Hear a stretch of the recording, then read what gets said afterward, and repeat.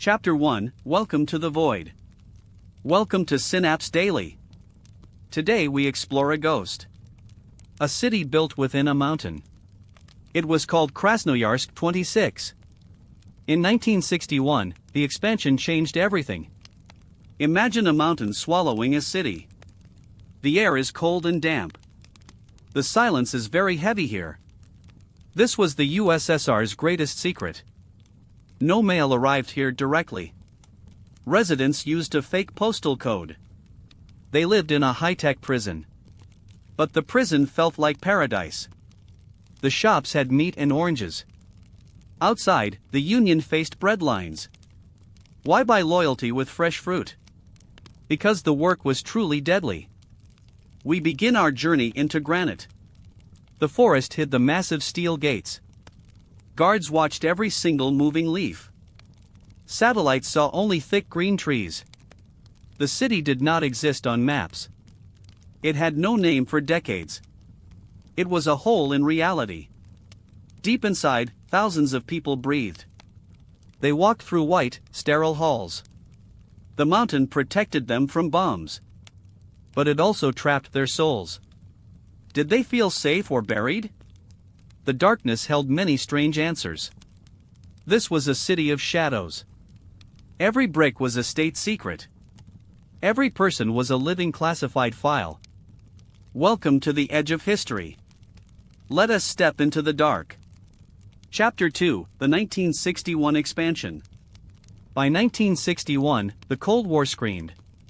Khrushchev needed more nuclear power. The old tunnels were too small.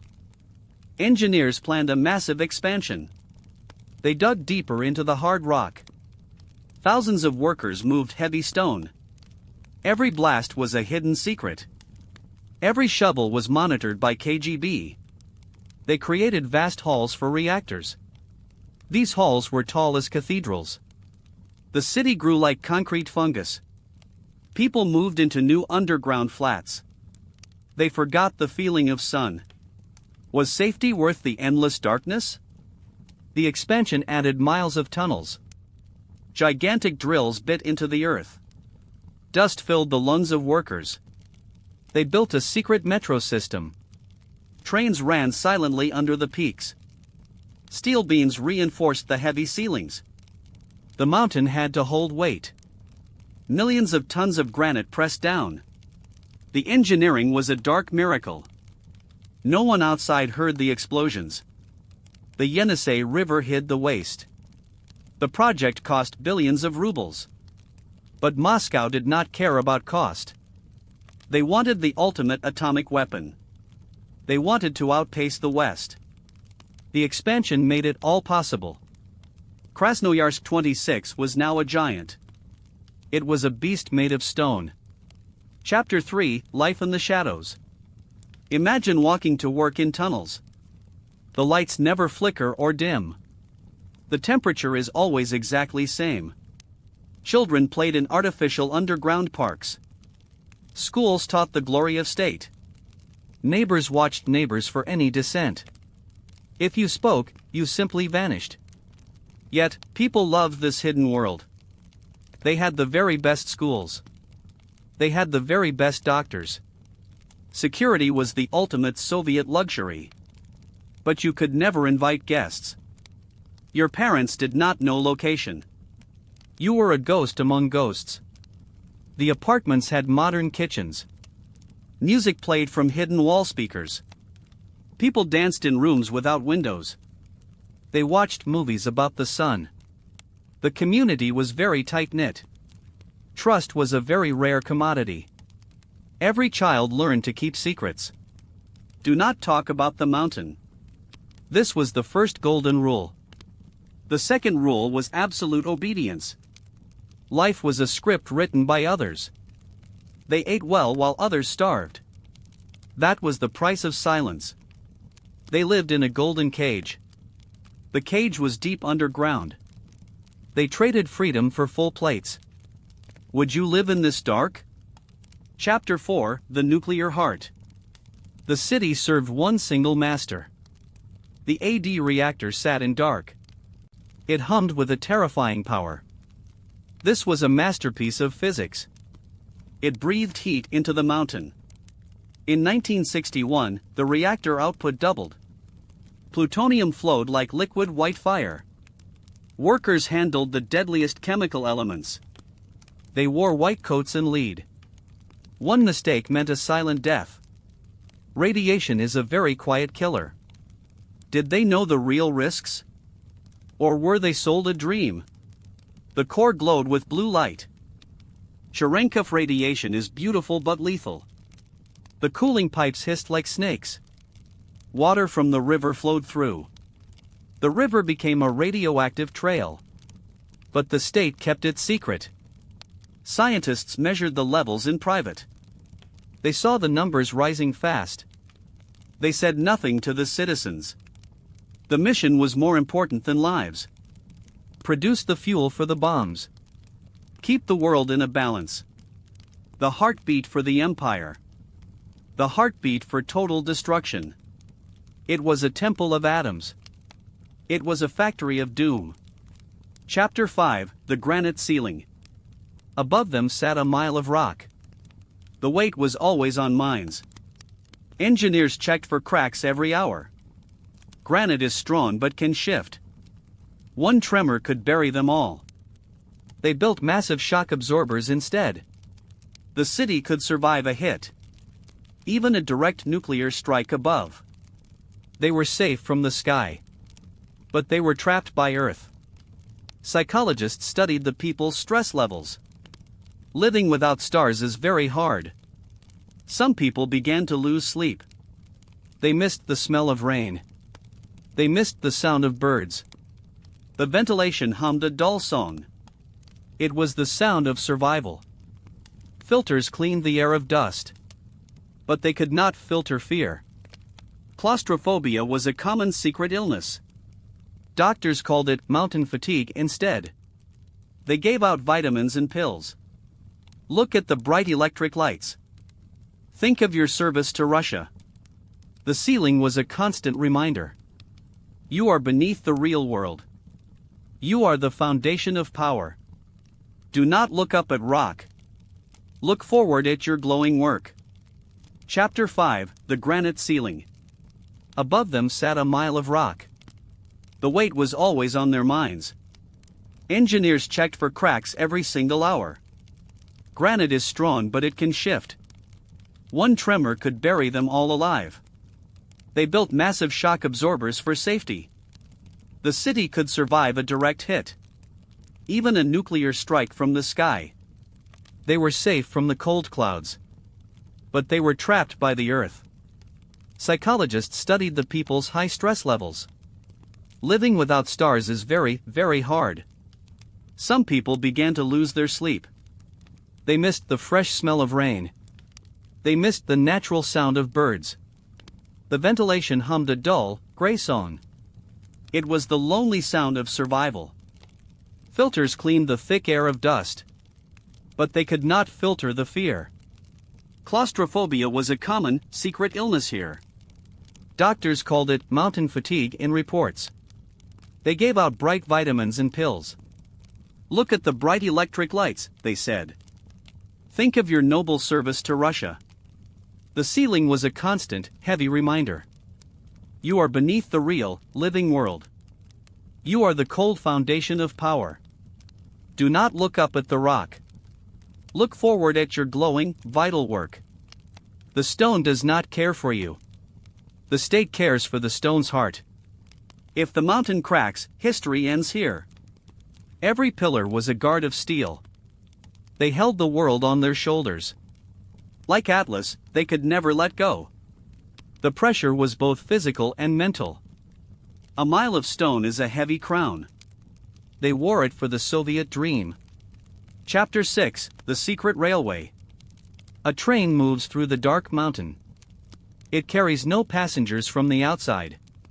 The tracks lead to a hidden world. This was the city's secret iron pulse. Electric engines pulled heavy, lead-lined cars. They moved the precious, glowing nuclear cargo. The drivers never saw the bright sun. They knew every turn of the tunnel. The walls were painted a sterile white. Lights flashed by in a rhythmic blur. Click-clack went the wheels on cold steel. The sound echoed through the granite ribs. Security checkpoints stood at every single mile.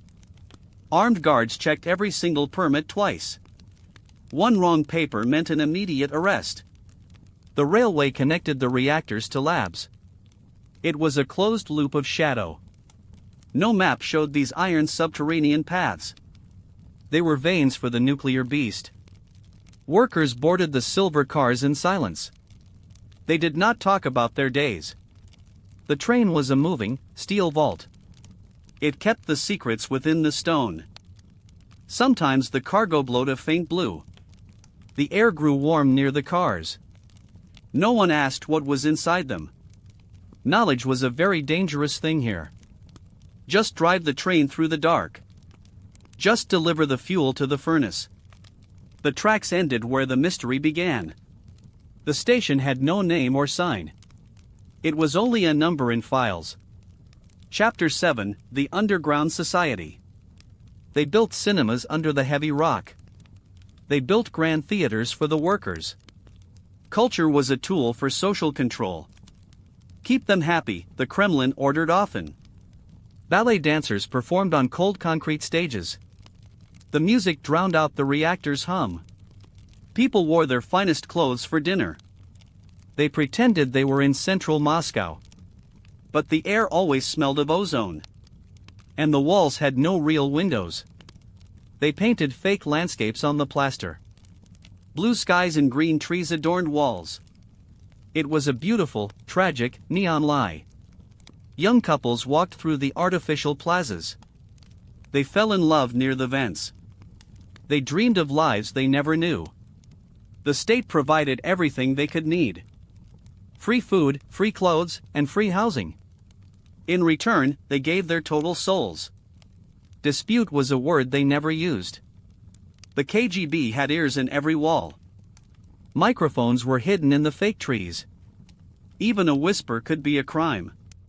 Is it worth it? Some people wondered. But they looked at their full plates. They looked at their warm, safe homes. The answer was usually a quiet yes.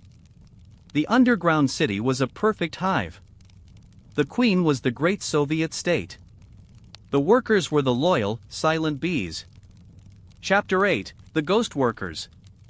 Who were the men who built this? Many were prisoners of the harsh gulags. They were the expendable labor force here. They dug until their hands bled red. They died in the dust of explosions. The state wiped their names from records. They were ghosts before they were dead. Their graves are hidden in the tunnels. The 1961 expansion required more ghosts. Professional engineers led the desperate crews. They worked in 3 shifts every day. The mountain never slept or stayed quiet. The sound of drills was the heartbeat.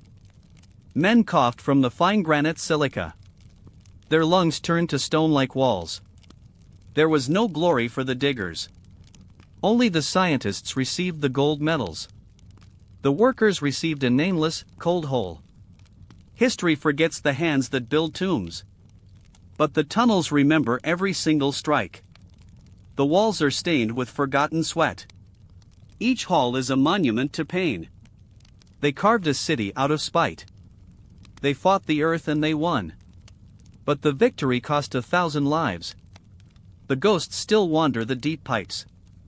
Can you hear their picks hitting stone? The mountain keeps its own grim tally. Chapter 9: The Science of Silence. Information was the most guarded resource here.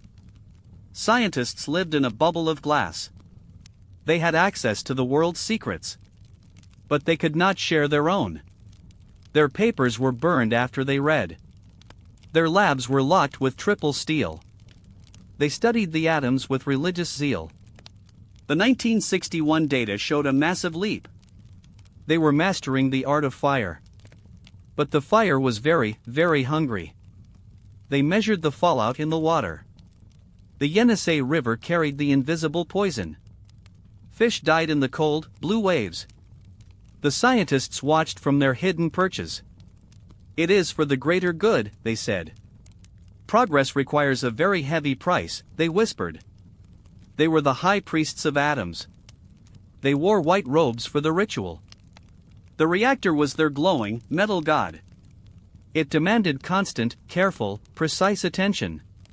One small error could melt the world. They lived with the math of apocalypse. Every calculation was a shield for Russia. They were proud of their secret genius. They were the smartest men in shadow.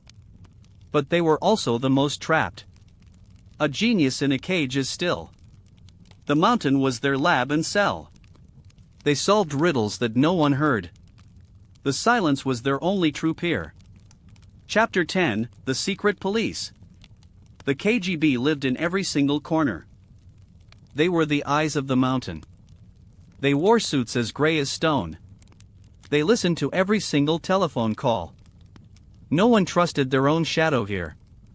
Fear was a very useful building tool. The 1961 expansion needed more harsh control. New microphones were placed in every wall. They recorded the sounds of sleeping families.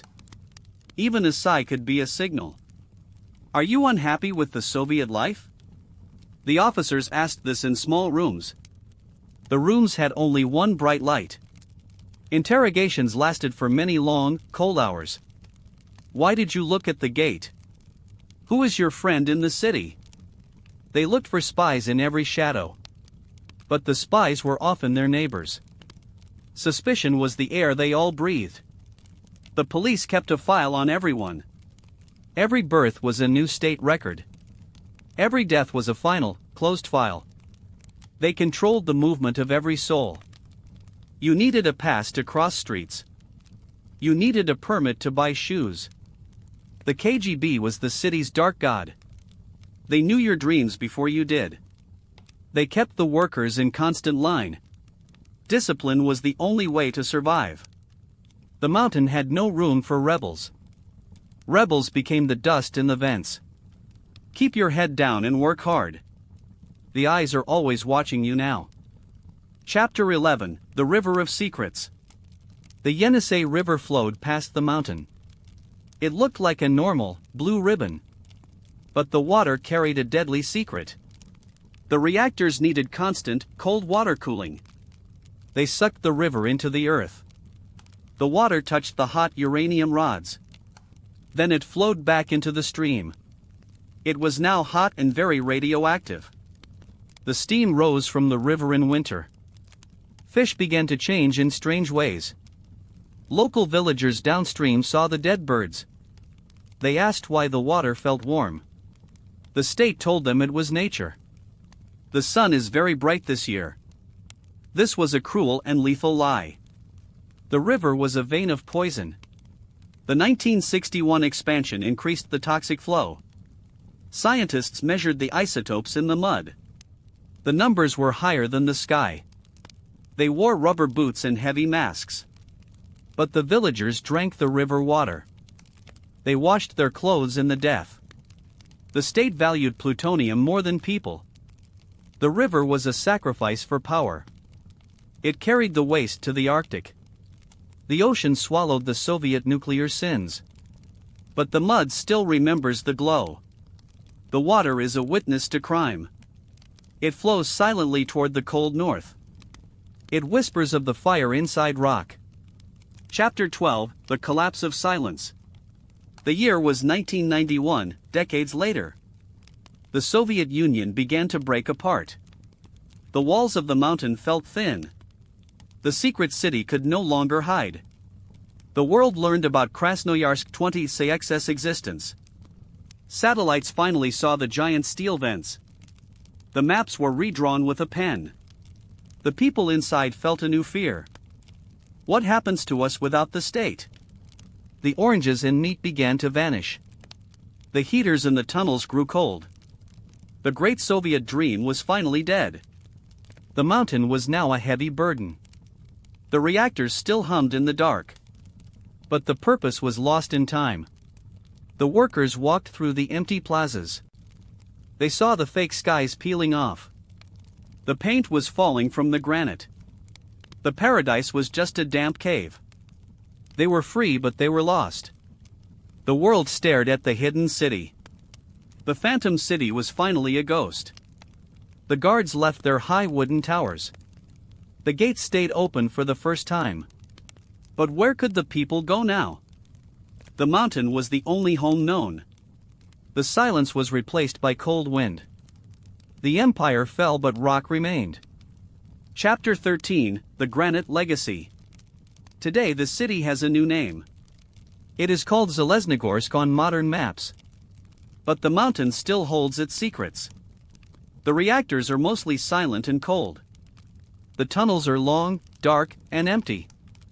It is a monument to a lost age. We look back at the 1961 expansion. It was a feat of dark genius. Humans carved a world out of stone. They lived like moles for a bomb. Is this the price of absolute security? To live in a hole without stars? The granite still stands strong and tall. It does not care about human politics.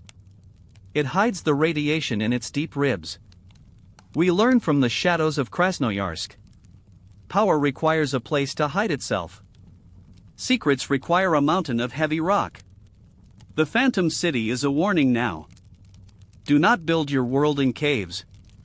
Do not trade your sun for oranges. The light is always better than stone. Thank you for joining Synapse Daily today. We hope you felt the cold granite. The story of the atom continues today. Keep looking for the hidden truths above. The past is never truly buried deep. It waits for us to dig again.